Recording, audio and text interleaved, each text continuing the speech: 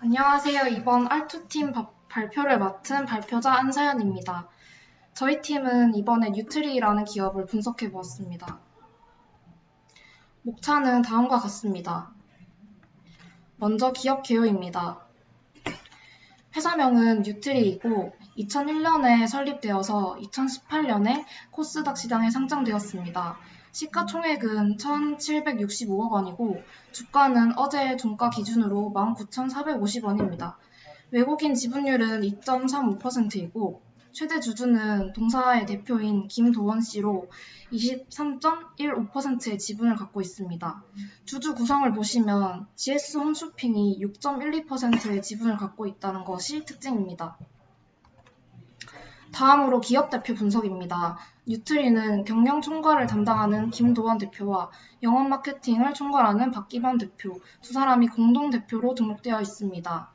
기업 대표 분석에서 주목해야 할 부분이 투자자한테 사랑받고 싶은 대표, 이 부분인데요.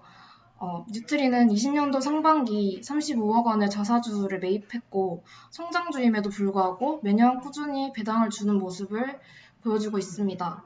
또 옆에 보면 책 사진이 있는데요. 최근에 김 대표가 한 매체와 인터뷰한 사진에서 발견할 수 있는 책이었는데요. 현명한 투자자에게 사랑받는 IR이라는 책이 옆에 놓여 있더라고요. 이 두 가지 사실을 종합해 봤을 때 뉴트리는 굉장히 주주 친화적인 모습을 보여주고 있다는 것으로 판단 가능했습니다. 다음으로 차트 분석인데요. 최근 뉴트리의 주가가 살짝 떨어지고 있는 모습을 보여주고 있는데 이는 외국인이 올라갔을 때 샀고 최근에 외국인이 팔아서 주가가 내려간 것으로 확인됐습니다. 본격적인 기업 개요로 들어가겠습니다. 뉴트리는 건강기능식품 소재 및 완제품을 개발하고 유통하는 이너뷰티 전문 기업입니다. 동사의 주요 대표 제품은 콜라겐을 원료로 한 에버콜라겐이라는 제품이고 뉴트리는 현재 떠오르는 먹는 화장품 시장과 코로나로 인한 언택트 산업의 수혜를 받고 있는 기업입니다. 뉴트리에 대해서 잘 이해하기 위해서는 우선 콜라겐에 대한 이해가 필요한데요.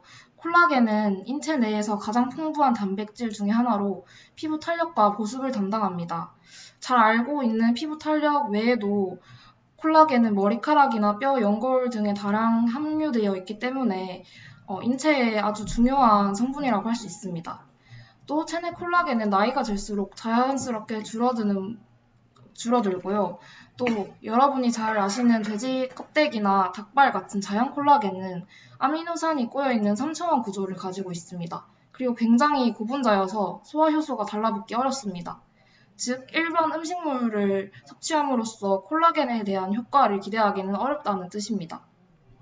콜라겐은 분자량이 클수록 흡수가 느린 성질을 갖고 있기 때문에 최근에 저분자 콜라겐 제품이 등장하게 되었습니다. 다음으로 에버콜라겐에 대해 설명해 드리도록 하겠습니다. 에버콜라겐은 이너뷰티 시장의 선두주자로 콜라겐 시장의 압도적인 브랜드 1위를 차지하고 있는 동사의 대표 제품입니다. 에버콜라겐의 원료는 동사가 자체 개발한 저분자 콜라겐 펩타이드로 이루어져 있고 이는 국내 최초로 유일하게 3중 기능성을 특허받았습니다. 또한 임상을 통해 기능성을 인정받은 건강기능식품으로 등록되어 있습니다. 이너뷰티 시장에서는 식약처의 인증과 임상이 굉장히 중요한 부분인데 이 이유는 산업 분석에서 설명드리도록 하겠습니다. 다음으로 제품군입니다.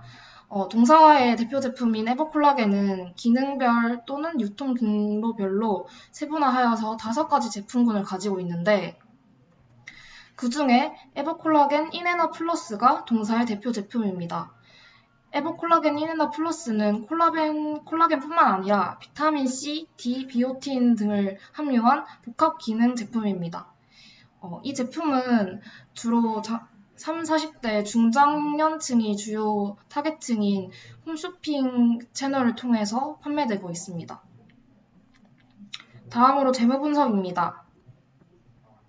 먼저 매출 영업이익 단기 순이익 그래프를 보시면 계속 성장하는 모습을 보여주고 있습니다. 이번 반기에 매출이 892억 원을 달성했는데 이는 2018년 전체 매출액을 이미 뛰어넘은 수치로 굉장히 매출 성장이 빠르게 일어나고 있음을 알 수 있습니다. 또 판매 경로 비중 그래프를 보시면 현재 58.27%가 홈쇼핑을 통해 유통되고 있고 그 뒤로 온라인, 텔레마케팅, 오프라인 순으로 유통이 이루어지고 있습니다. 최근에는 온라인 비중이 높아지고 있는 추세입니다. 영업이익률과 EPS 또한 성장하는 모습을 보여주고 있고 다음으로 뉴트리 재무 분석에서 가장 중요한 부분이 판관비 비율이라고 할 수 있는데 보시면 판관비 비율이 64%에서 67% 정도로 유지되고 있는 것을 확인할 수 있습니다. 판관비 중에 가장 중요한 것이 또 광고 선전비인데요. 옆에 그래프를 보시면 매출액 대비 광고 선전비 비용 그래프가 있습니다.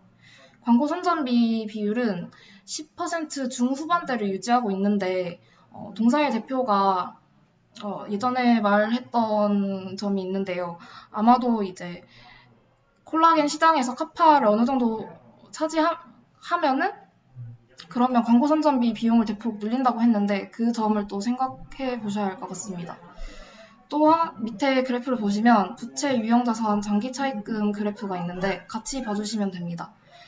이번 반기에 유형자산과 부채 그리고 장기 차입금이 모두 발생했음을 확인했습니다. 동사의 대표가 뉴트리의 매출액이 약 2천억 원 가량 가까이 되면 현재 외주를 맡기고 있는 생산시설을 자체 생산으로 돌려서 생산 설비를 구축한다고 했었는데요. 아마도 저희가 생각하기에는 그 생산시설을 구축하느라 부채와 유형자산이 함께 늘었고 장기 차입금이 100억 원을 는 것으로 확인했습니다. 이 부분은 그냥 재미로 봐주시면 되는데요. 앞에 광고 선전비 내용이 있어서 넣어봤습니다. 저희 팀원들이 매일매일 캡처한 네이버 메인 화면인데 놀랍게도 매일매일 다른 광고를 내보내고 있더라고요. 그래서 광고 선전비 비용이 늘어나는 게 정말 입증이 되는 부분입니다. 다음으로 산업 분석입니다. 먼저 해외 이너뷰티 시장입니다. 해외 이너뷰티 시장 또한 성장을 크게 하고 있는 중인데 2015년 48.9억 달러에서 2018년에 56.5억 달러로 연평균 성장률이 4.93%로 성장하고 있습니다. 그리고 일본, 중국, 태국과 같은 아시아 태평양 국가에서 이너뷰티에 대한 관심이 증가하고 있는 것을 확인할 수 있습니다. 아래 그래프를 보시면 하이라이트 쳐져 있는 부분이 아시아 국가를 나타내는 것인데 보시면 중국과 아시아의 연평균 성장률이 타 국가에 비해 높은 것을 확인할 수 있었습니다. 이 중에서 저희가 집중해야 할 부분은 중국 시장인데요. 중국 건강기능식품 시장 규모는 2017년 기준 1,614억 위안인데 이 중에 이너뷰티 시장 규모는 100억 위안으로 추정된다고 합니다. 다음으로 국내 이너뷰티 시장입니다. 국내 이너뷰티 시장은 2011년 500억 원에서 2017년 5천억 원을 돌파하며 10배 이상 성장하는 모습을 보여주고 있습니다. 그리고 또 주목해야 될 점이 20, 30대의 건기식 섭취율이 증가했다는 점인데요. 올리브영 같은 캐주얼한 분위기의 H&B 스토어와 온라인몰에서 건강기능식품을 구매할 수 있게 되면서 밀레니얼 세대 소비자의 접근성이 높아져 20, 30대의 건기식 섭취율이 증가되는 것으로 판단됩니다. 그렇지만 여전히 건강기능식품 시장과 이너뷰티 시장은 중장년층 소비자가 대다수임을 확인할 수 있었습니다. 마지막으로 국내 콜라겐 시장입니다. 먹는 콜라겐 언급량이 2019년 2분기 5,434건으로 전년 2분기보다 2배가량 증가했고 콜라겐 시장은 진입 장벽이 굉장히 낮다고 합니다. 그래서 최근에 제약사, 라면 제과업체, 홈쇼핑 등이 연달아서 먹는 콜라겐 제품을 출시하고 있어서 시장 경쟁이 굉장히 치열한 상황입니다. 여기서 주목해야 될 점이 이 콜라겐 제품 판매 업체 중에서 단 6%만이 식약처 인증을 받은 건강기능식품을 판매 중인 것으로 나타났습니다. 아래 그래프를 보시면 일반 식품 대비 건강기능식품의 수가 굉장히 적은 것을 확인할 수 있는데 이를 미루어 보아서 제품의 신뢰성과 식약처 인증 여부가 경쟁 우위 요소로 대두될 것이라고 생각합니다. 다음으로 투자 포인트입니다.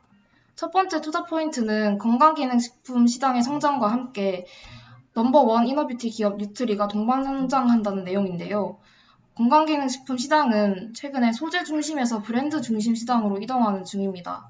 예를 들어서 유산균 하면 종근당 락토핏을 떠오르게 되죠. 이것이 바로 브랜드 중심 시장으로 이동한다는 예입니다. 건강기능식품은 건강과 직결된 만큼 소비자들이 1등 브랜드를 선택할 확률이 높겠죠? 그런데 동사의 에버콜라겐 또한 먹는 콜라겐 부문 1위를 차지하고 있기 때문에 건기식 시장의 성장으로 수혜를 같이 받을 것으로 예상됩니다. 아래 사진을 보시면 2020년 소비자 평가 먹는 콜라겐 부문 대상을 뉴트리의 에버콜라겐이 차지했는데 이를 통해 강한 에버콜라겐 브랜드 파워를 확인했고 2021년에도 외형 성장세가 지속될 것으로 판단했습니다.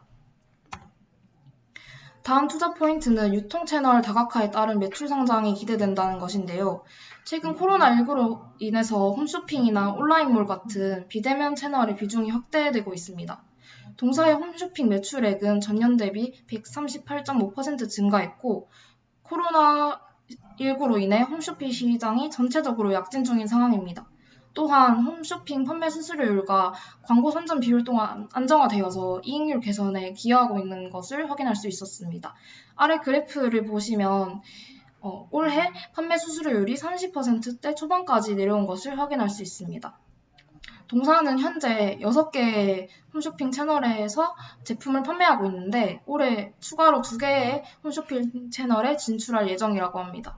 또 20년 하반기에는 유통 채널을 약국과 병원으로 확장할 계획이라고 하는데요. 오프라인 유통 채널까지 다각화시켜서 매출 성장이 굉장히 기대가 되는 부분입니다. 세 번째 투자 포인트는 온라인 판매 비중 확대로 매출 성장이 기대된다는 것인데요. 코로나19로 인해서 홈쇼핑 시장 또한 크게 성장했지만 온라인 채널이 정말 폭발적으로 성장한 것을 확인할 수 있었습니다. 올해 상반기 동사의 온라인 매출액은 238억 원으로 19년 연간 온라인 매출액을 이미 초과하였습니다. 또 에버콜라겐의 온라인 매출 비중은 2019년 12.28%였는데 올해 반기 24.9%까지 높아졌으며 아마 연말에는 30%까지 근접할 것으로 추정됩니다. 온라인 채널은 타 채널에 비해서 영업 마진이 높기 때문에 비용 효율화가 발생하고 그에 따라서 영업이익률 또한 개선이 기대됩니다. 아래 그래프를 보시면 홈쇼핑 대비 온라인이 3배 이상의 영업이익을 내는 것을 확인할 수 있습니다. 마지막으로 온라인 매출 비중이 증가하면 그에 따라 판관 비율 또한 감소하기 때문에 매출 성장을 더욱 기대할 수 있는 부분입니다. 마지막 투자 포인트는 신제품 출시와 해외 진출입니다. 올해 3분기에 에버콜라겐 앰플 제형을 신제품으로 내놓을 예정인데 그에 따라서 분기별로 실적 성장을 기대할 수 있습니다. 또 동사는 현재 해외 진출을 중국, 동남아 시장, 미국 시장 이렇게 세 부분으로 나눠서 추진하고 있는데 먼저 중국 시장을 살펴보시면 현재 주주사인 GS 홈쇼핑의 중국 자회사 유고 홈쇼핑의 동사의 제품인 에버콜라겐을 판매 중에 있다고 합니다. 중국을 기반으로 향후 GS 홈쇼핑의 해외 인프라를 이용할 것이라고 하는데 이 인프라를 이용하면 해외 진출이 훨씬 수월할 것으로 예상됩니다. 또한 중국에는 현재 기능성을 인정받은 콜라겐 제품이 없기 때문에 만약 에버콜라겐의 보건식품이 허가가 인정된다면 중국 건기식 시장을 선점할 수 있게 되겠죠. 또 미국 시장은 빠르면 올해 상반기에 아마존을 통해 온라인 형태로 진출한다는 목표를 가지고 있고 베트남과 태국 또한 온라인몰을 통해서 진출할 예정이라고 합니다. 그런데 해외 진출 부분은 아직 명확한 부분이 아니고 또 자료가 많이 부족해서 아마도 이 투자 포인트는 플러스 알파 정도의 투자 포인트로 생각해 주시면 될 것 같습니다. 다음은 리스크입니다. 첫 번째 리스크는 경쟁 과열로 인해 주재료 원가가 상승이 우려된다는 점입니다. 최근 정부가 건강기능식품의 판매를 규제를 완화했고 2년간 시범 운행될 예정이라고 합니다. 이로 인해서 의약품보다 규제가 적어지게 되었고 콜라겐 시장 자체가 시장 진입 장벽이 낮기 때문에 건강기능식품 사업에 집중하고 있는 기업들이 늘어나고 있습니다. 즉 건강기능식품 사업 경쟁이 심화가 되었고 경쟁이 심화가 되면 콜라겐 수요 또한 급증할 가능성이 있습니다. 그렇게 되면 콜라겐 생체 재료의 원가가 상승할 가능성도 존재하게 됩니다. 그렇지만 뉴트리가 지금까지는 전부 외주로 생산을 했었는데 자체 생산 시설을 설비하고 있는 것으로 보아 이 리스크는 충분히 방어가 가능할 것으로 보입니다. 두 번째 리스크는 과도하게 집중된 콜라겐 사업인데요. 동사의 현재 매출 실적은 피부 건강 관련 제품이 95%로 그중 대부분이 콜라겐 제품입니다. 콜라겐 시장은 고성장을 보이고 있으나 그에 따라서 유사 제품 제조 기업의 시장 진입 또한 증가하는 중이고 시장 경쟁률이 굉장히 높아져 있는 상황입니다. 그렇게 되면 동사의 수익률이 감소할 가능성이 늘게 되는데 이것이 두 번째 리스크라고 할 수 있습니다. 그러나 지금 현재 동사는 간 기능 개선 제품 그리고 간 기능 개선 제품과 유산균 제품을 추가적으로 출시할 계획을 가지고 있어서 제품 다각화에도 노력하고 있음을 확인했고 또한 콜라겐 시장 자체가 브랜드 중심 시장으로 이동하고 있기 때문에 현재 먹는 콜라겐 부문 1위인 뉴트리는 아마도 흔들리지 않을 것으로 예상됩니다. 마지막으로 밸류에이션입니다. 우선 저희 밸류에이션의 기본 전제를 설명드리겠습니다.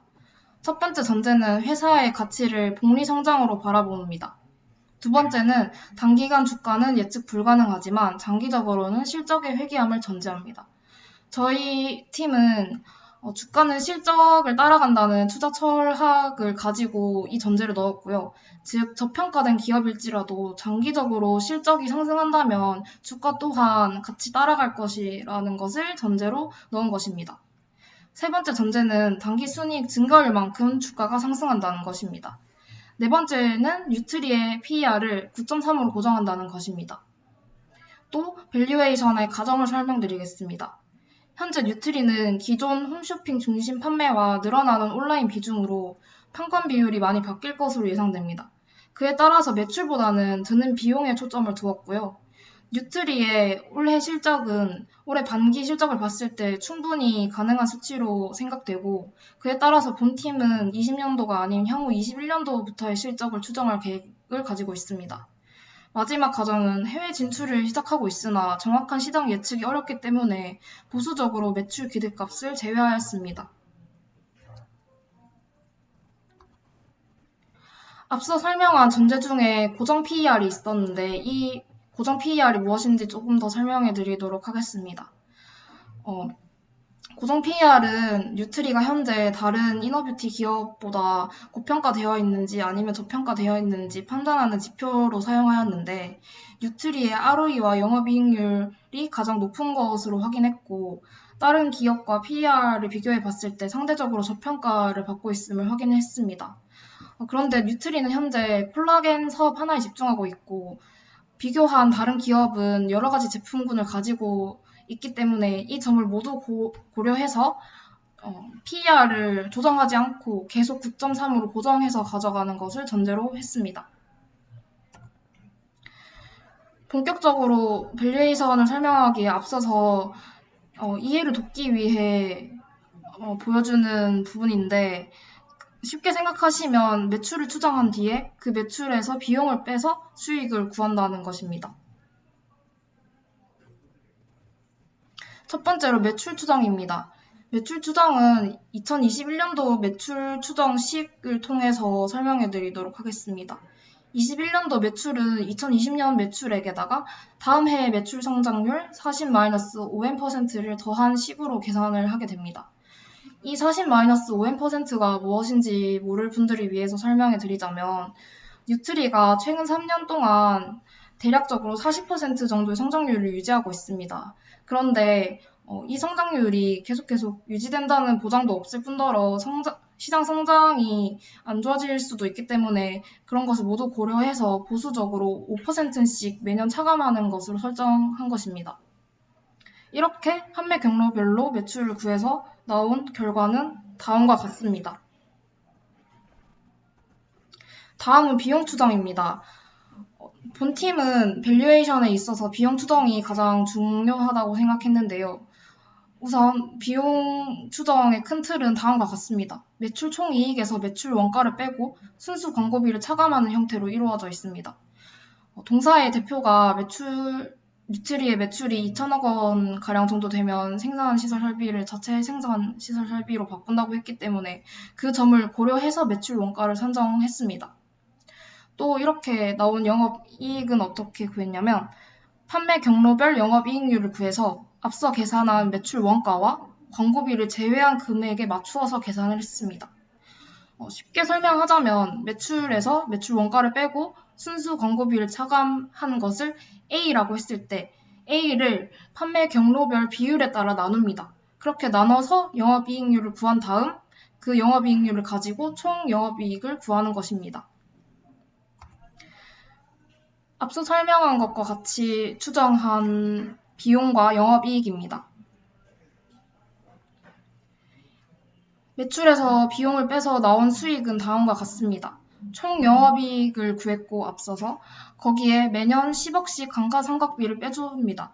그런 뒤 법인세율 22%를 빼주어서 당기순이익을 산출했습니다. 당기순이익을 산출했고 그 결과를 가지고 당기순이익 증가율을 산출했습니다. 그래서 얼마냐면 그 전에 동사는 배당을 주고 있기 때문에 배당금 또한 생각해 주어야 합니다.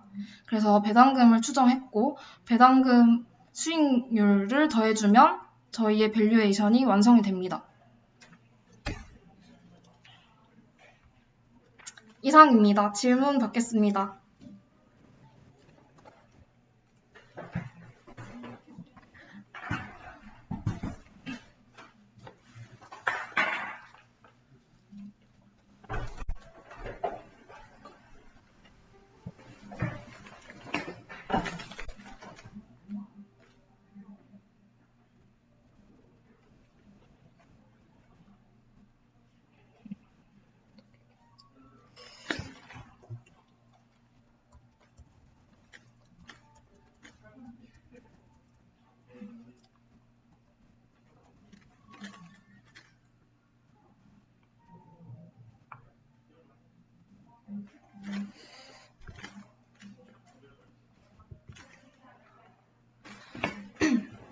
우선 첫 번째 질문은 투자 포인트에서 약국과 병원에 대한 질문을 주셨는데 우선 약국과 병원에 대한 내용은 저희가 기사로 확인을 해서 어떻게 계약이 진행되고 있는 것인지는 아직 확인을 하지 못했어요.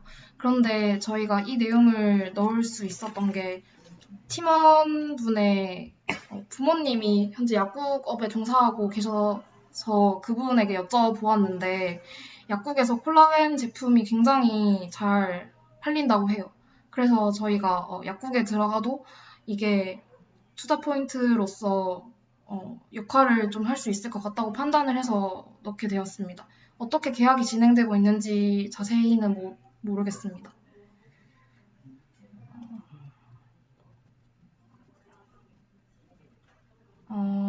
두 번째 질문은 콜라겐에 대한 질문인데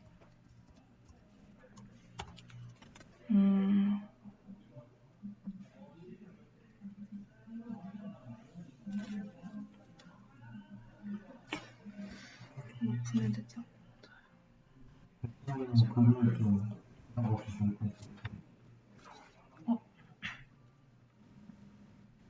잠시만요.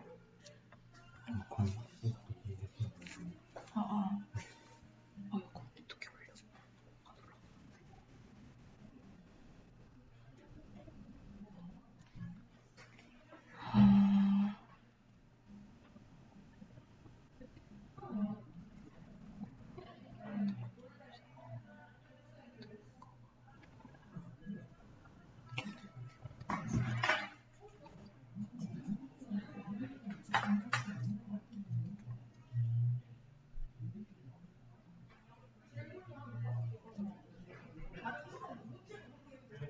잠시만요.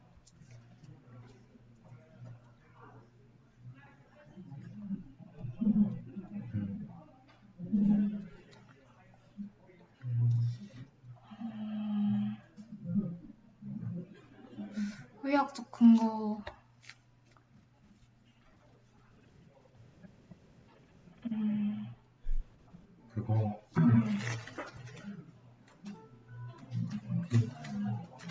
동물성 콜라겐 같은 경우에는 이제 일체적 콜라겐 이거 유튜브 보면 분자를 해가지고 이렇게 우리 몸에 있는 콜라겐 아미노산을 생산으로 보여줘가지고 이게 되게 흡수하기 힘든 부분이긴 한데 이거를 이제 3cm 콜라겐 넘어가면서 안 들려. 소리 안 돼요? 안 들려. 그러니까 소리 키우라. 볼륨 키우라. 이 말이야. 3cm 콜라겐은 이거 1로 이제 더 증명을 만들면 이제 삼성 구조에 이제 그것도 차이가 나올 수 있게 해석이 됩니다. 그리고 이게 의학적 증거는 이제 식약청에서 인증을 건강생식 인증을 해주다는 게 기능이 있어야지만 인증을 해주는 거거든요. 그래가지고 그에 비해서 콜라겐 제품의 6% 정도가 이제 건강생식 인증을 받았다 보니까 이 부분에서는 조금 그래도 기술이 있지 않나 생각하고 있습니다. 목소리 잘안 들리면 잘 바꿔. 아 이거 완벽하게 이거 다 까먹었어. 잠깐만요. 다시 말씀드리면 콜라겐은 간단하게 말해드려서 이제 아미노산이 3차원으로 구조로 그거 나선형으로 꼬였기 때문에 일반 음식으로 섭취해서 콜라겐이 효과가 있단 말은 거의 거짓말이고, 그래서 이거를 화장품 회사라고 해야 되나? 이너비트 회사에서 만들어낸 게 이제 이거를 콜라겐을 쪼개가지고 만든 저분자 콜라겐입니다.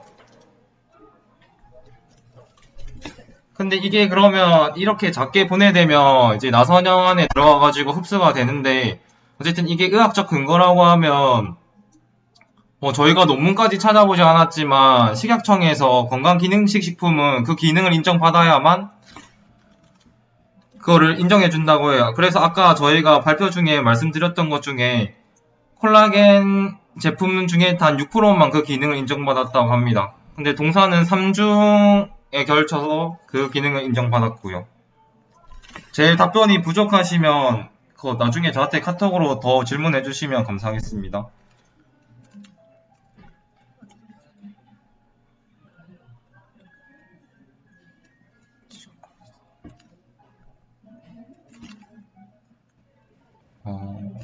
미국 진출에 대해서 질문을 주셨는데 근데 이거 가격 비교 그건데. 근데 이거 가격 비교 같은 경우에는 건강식품 같은 경우에는 몸 건강이랑 직결되다 보니까 사람들이 이제 가격에 대한 민감성이 굉장히 떨어진다고 합니다. 그리고 저희 뉴트리 제품 중에 에버콜라겐이 있고 다른 저가 브랜드로 에버콜라겐 1이 있는데, 에버콜라겐 1을 사람들이 비슷한 제품에도 안 먹고 저희 에버콜라겐을 선택한다는 걸 봐서 건강기능식품은 이제 그 기능성만 인정되면 사람들의 그 지출에 따른 그런 걸 오히려 브랜드화가 심해져서 더 많은 마진을 남길 거라고 생각하고 있습니다. 그리고 최근 성장률이 좋은데 주가가 많이 빠진 이유는 원래 코로나 이후로 언택트 산업의 수혜주로 이제 외국인 지분율이 0%에서 7%까지 올랐다가 최근에 2%까지 떨어지면서 외국인들이 하락을 주도한 것 같습니다. 그래가지고 외국인들이 다시 들어오면 좋지 않을까요? 그리고 가장 간단히 이번 기업을 발표하면서 느낀 거는 지금 집에서 들으시는 분들은 이거 발표 끝나고 집에 식탁에 가서서 보시고, 아니면 자취방에서 들으시는 분들은 추석에 집에 가서 한번 식탁에 보시면 에버콜라겐이 있을 수도 있습니다. 근데 만약에 없다면 이번 추석 효도로 부모님께 하나 선물을 해주시는 것도 나쁘지 않다고 생각합니다. 감사합니다.